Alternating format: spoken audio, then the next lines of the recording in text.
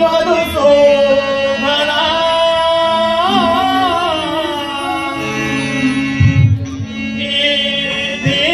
दीननाम रे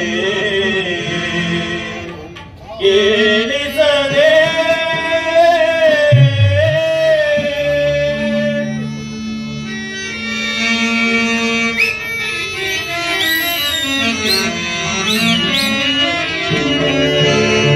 हे माधव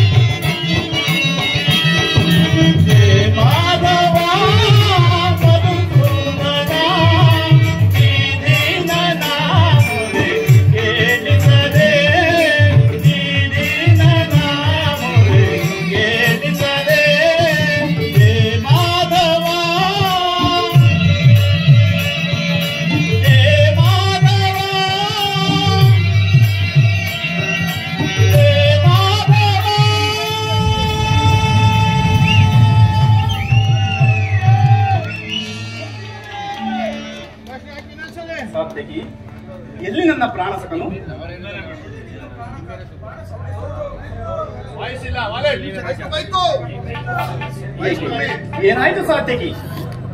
ಅದನ್ನು ನಾನು ಹೇಳೋದಕ್ಕಿಂತ ನೀವೇ ನೋಡಿ. ಅಣ್ಣನಾದ ದುರ್ಯೋಧನನು ನನಗಿಂತ ಮುಂಚಿತವಾಗಿ ದ್ವಾರಕೆಯಲ್ಲಿ ನಿಮ್ಮ ಆಲಸ್ಯ ಪೂರ್ವದ ಪರವಾಗಿ ದುರ್ಯೋಧನು ಶ್ರೀಕೃಷ್ಣನ ಸಹಾಯವನ್ನು ಪಡೆಯುವನು. ಎಂಥ